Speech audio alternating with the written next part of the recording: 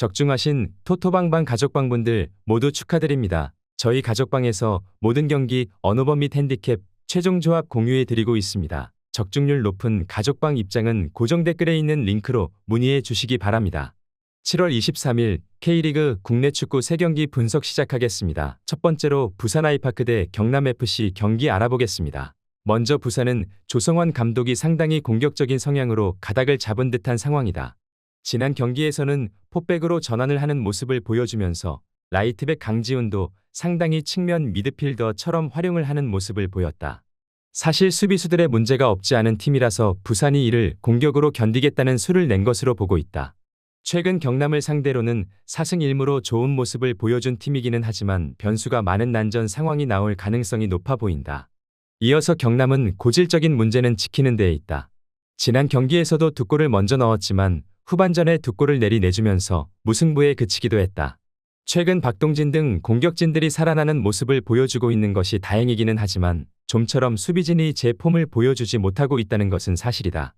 아산 시절 박동혁 감독이 저실점 성향의 운영도 꽤 잘하던 편이라 의외라면 의외라고 볼 수도 있겠다. 부산이 포백으로 전환하면서 공격적인 수로 경기를 치르게 될 가능성이 있다. 수비적인 단점을 인정한 것으로 볼 수 있을 것인데 문제는 현재 경남이 수비는 몰라도 공격에서는 최근 폼이 상당히 좋은 것으로 보인다는 점이다. 부산이 경남에게는 강했던 모습에 기대를 걸어야 할 것으로 보인다. 부산 아이파크 승리를 추천합니다.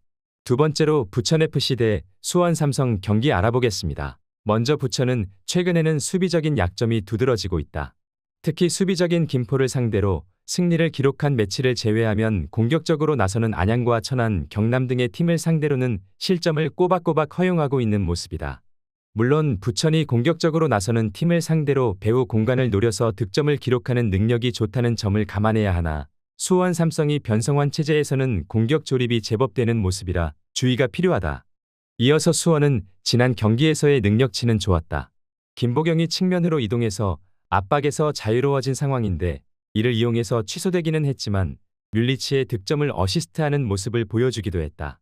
최근 박승수가 팬들에게 많은 지지를 받고 있는 것도 포인트일 것인데 전체적으로 홍원진이 중원에서 버텨주면서 포백을 보호하는 능력을 보여주는 등 내용 자체는 나름대로 괜찮게 흘러가고 있다. 전체적으로 변성환호에서는 김보경을 활용해 공격 조립을 상당히 잘 해내고 있다.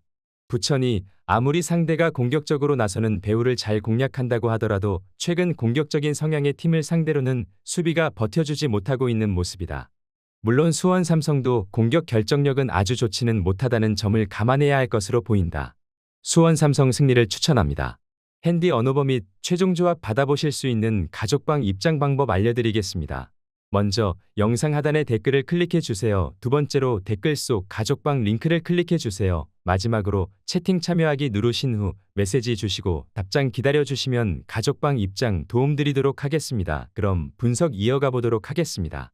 세 번째로 성남FC 대 전남드래곤 경기 알아보겠습니다. 먼저 성남은 최근 치르는 매치에서는 매번 2골 이상의 실점을 내주고 있다. 최철우 감독도 버티는 힘에 대한 불안을 꽤 쏟아내고 있는 모습인데 일단 성남의 공격성이 이를 부추기고 있다는 평가도 대세다. 패스를 하다가 미스가 나오는 상황에서 성남이 불필요하게 위기를 내주고 있다는 평가도 아직까지는 유효할 것으로 보고 있다.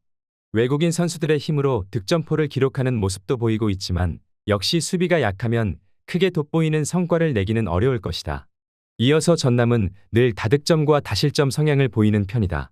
지난 부산전에서도 먼저 3골을 허용한 것이 패인이 되었지만 그래도 2골을 후반에 따라가는 등 결정력을 이어가고 있다는 게 전남의 큰 장점으로 볼 수 있다.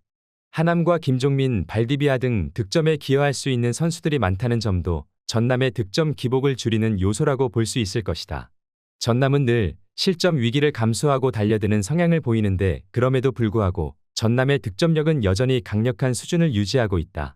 성남이 현재 패스에서의 미스나 전반적인 실점 통제 능력이 매우 하락한 상황이기에 전남이 득점을 많이 넣는 식으로 접근해서 이득을 챙길 수 있다고 예상된다. 전남 드래곤 승리를 추천합니다.